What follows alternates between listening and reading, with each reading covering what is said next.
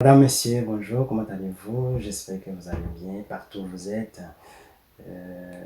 Donc aujourd'hui, je vais parler de la religion en Afrique. Oui, et l'Afrique, c'est un continent où on croit en Dieu, on prie Dieu, on chante pour Dieu. Du nord aussi, d'est à ouest. Voilà, c'est bien. On chantait pour Dieu, on dansait pour Dieu, etc.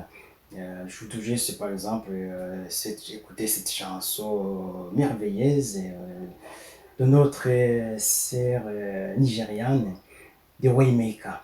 C'est-à-dire Dieu qui nous trace le chemin. Working in this place, I worship you, I worship you. Hey, we make a miracle worker, promise keeper, light in the darkness. My God, that is who you are. We make a miracle worker, promise keeper, light in the darkness. My God, that is who you are. You are here, touching every heart. I worship you, I worship you. You are here, healing every heart. I worship you, I worship you. You are here, turning lives around. I worship you, I worship you. You are here, mending every heart. I worship you, I worship you. Hey, we make a miracle worker, promise keeper, light in the darkness. That is who you are. Hey, we make a miracle worker, promise keeper, light in the darkness. My God, that is who you Vous avez une are. autre chanson burundaise, Sinogenda Ndashimiye, c'est-à-dire je ne peux pas partir sans remercier le Seigneur. Très belle chanson aussi de nos amis burundais.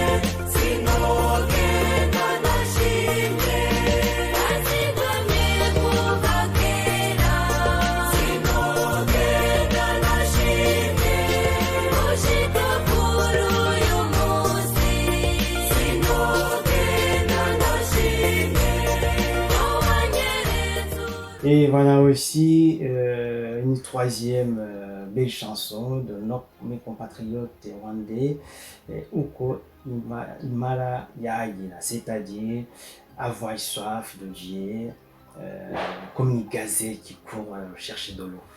C'est aussi une très très belle chanson.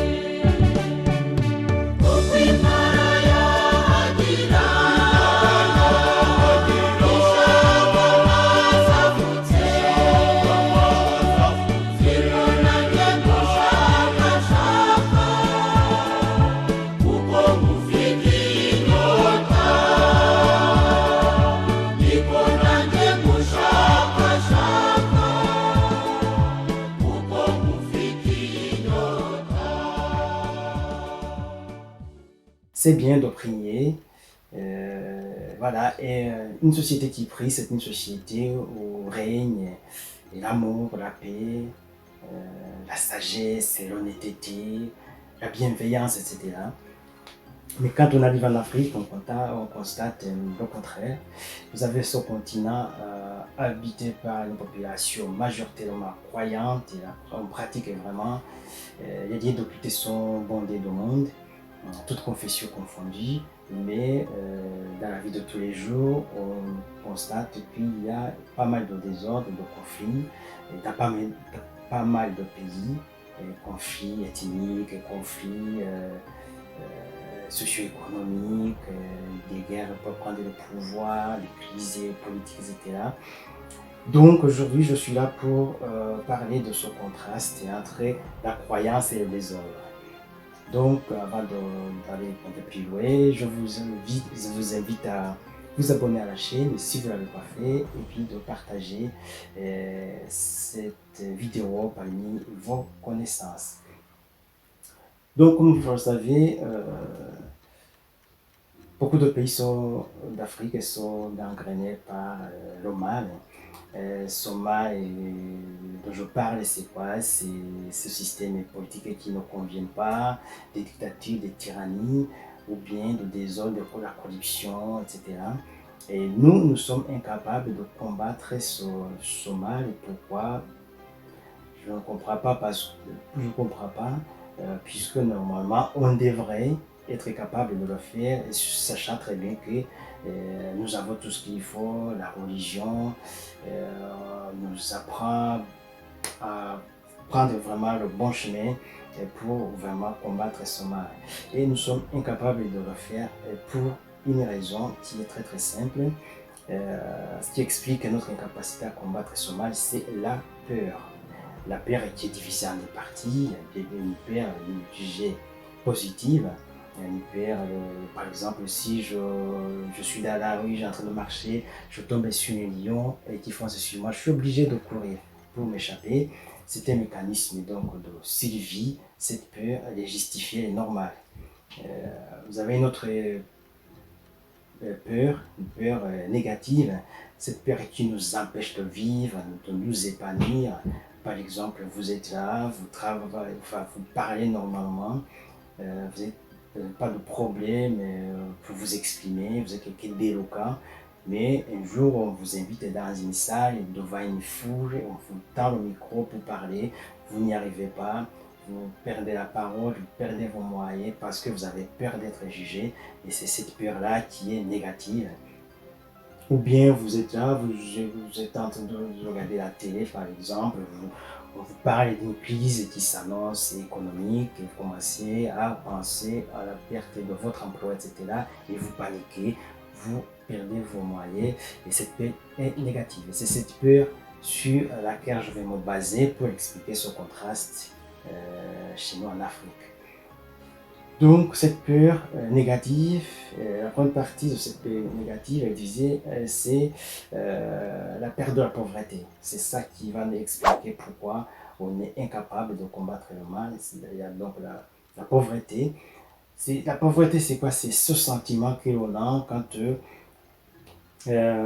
à l'avenir. On ne sait pas ce qui va se passer demain. Si vous avez du travail, vous dites, eh ben, si je perds le travail aujourd'hui, je vais me retrouver dans des situations très compliquées, je ne pourrai pas vivre, je ne peux pas nourrir ma famille, etc. Vous avez du travail, vous y accrochez, vous acceptez tout ce qu'on vous dit, et c'est comme ça que les gens se retrouvent dans des situations où ils travaillent pour des services qui sont malsains. Travaille pour une mafia, travaille pour une tyrannie, travaille pour, je sais pas, une dictature. Je pense aux juges, par exemple, qui sont dans certains pays, qui sont là pour condamner les innocents, sachant très bien qu'ils sont innocents, mais ils le font parce qu'ils ont besoin de percevoir un salaire à la fin du mois. Ils ont besoin de plaire pour pouvoir à la tyrannie, de plaire le mal, de servir le mal et pour pouvoir toucher les salaires à la fin du mois. Je pense aux forces de l'ordre, militaires, pour la police, etc., qui sont là, les mecs qui sont là, ils maltraitent les compatriotes, ils savent très bien que bon, voilà, ils savent bien que ce qu'il faut, c'est pas bien, mais ils le font parce qu'ils ont besoin de toucher de l'argent à la fin du mois et vivre. Et donc, et pourtant, cette perte de la pauvreté, la parole de Dieu nous rassure sur cette perte. Et je prends par exemple Matthieu 6, verset 26. Je cite, regardez les oiseaux du ciel, ils ne sèment pas, ils ne moissonnent pas, ils n'amassent rien dans les greniers, pardon, et pourtant, notre Père céleste les nourrit. Ne valez-vous pas beaucoup plus qu'eux? Ici, ce que ça veut dire tout simplement, tout le monde connaît ce verset biblique, et je crois que même dans le Coran, ça doit être, ce verset doit exister. Et pourtant, on l'oublie. Ce que ça veut dire que tout simplement, une fois vous avez votre compétence, vous avez votre qualification pour un poste, et vous n'êtes pas obligé de travailler pour un service qui ne vous plaît pas. Vous pouvez travailler n'importe où vous voulez, pour qui vous voulez, quand vous voulez, et vous êtes compétent, il n'y a pas de problème. Quitte à même à quitter son pays pour travailler ailleurs. Mais on ne le fait pas parce que c'est comme ça. Et on se retrouve dans des situations de débordement et des situations d'insécurité dans tous les domaines à cause des gens qui s'approchent au métier, qui ne font pas avancer la société, qui font plus reculer la société. Et notre deuxième partie de la peur, c'est la peur de la mort. Donc ça aussi, les gens, ils sont là, ils ont peur de dénoncer, de combattre le mal parce qu'ils ont peur d'être tués, d'être assassinés ou emprisonnés. Et pourtant, la parole de Dieu nous rassure sur cette peur de la mort en nous promettant une vie spirituelle après cette vie terrestre. Et voilà, on le sait tous, les chrétiens le savent très très bien, la résurrection de Jésus-Christ, c'est ça que ça veut dire. On le dit, on le répète, on le répète dans les lieux de culte, et pourtant les gens, ils ont toujours peur de dénoncer le mal. Ils préfèrent servir le mal plutôt que de le combattre parce qu'ils ont peur de mourir. Donc voilà ce qui explique ce paradoxe africain, c'est-à-dire qu'on est là, on est incapable de concilier, incapable de concilier la parole de Dieu, la croyance et nos actes. Ce qu'il faudrait faire, c'est de tout faire pour vraiment arriver à concilier la parole de Dieu, notre croyance et nos actes. Et ce faisant, c'est sûr et certain, les choses commenceront à bouger, à changer. Et si je peux faire une demande, ça serait, ou un conseil, ça serait de demander à ces gens-là qui ne veulent pas changer, qui sont là pour servir le mal. Si ils ne peuvent pas changer, ils préfèrent rester à servir le mal, ils peuvent le faire, c'est leur droit, mais au moins qu'ils oublient le chemin qui amène vers les lieux d'occulte. Ça ne sert à rien d'aller prier si derrière il n'y a pas des actes qui suivent. Et voilà ce que je tenais à vous dire aujourd'hui, vous interpeller sur cette incompatibilité entre nos actions et la prière. Et voilà pourquoi on est bloqué, voilà pourquoi on n'avance pas. Mais un message pour la génération africaine d'aujourd'hui, c'est de faire en sorte qu'on arrive vraiment à concilier nos actes avec la parole de Dieu, et normalement ça devrait aller. Ça devrait changer les choses énormément. Merci de ce petit moment que vous m'avez accordé, et je vous dis à la prochaine fois pour d'autres vidéos. Je vous souhaite tous une bonne journée pour vous qui vous réveillez et une bonne nuit pour vous qui allez dormir.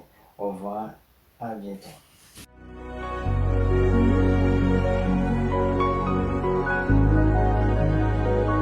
You are here, moving in our midst. I worship you, I worship you. You are here, working in this place. I worship you, I worship you. You are here, moving in our midst. I worship you, I worship you. You are here, working in this place. I worship you, I worship you. Hey, Waymaker, miracle worker, promise keeper, light in the darkness. My God, that is who you are. Waymaker, miracle worker, promise keeper, light in the darkness. My God, that is who you are. You are here, touching every heart. I worship you, I worship you. You are here, healing every heart. I worship you, I worship you. You are here, turning lives around. I worship you, I worship you. You are here, mending every heart. I worship you, I worship you. Hey, we make a miracle walking, promise keeper, light in the darkness.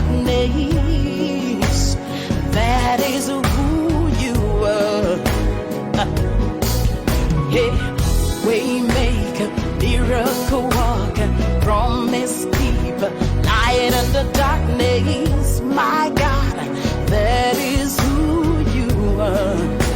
You wipe away all tears. You made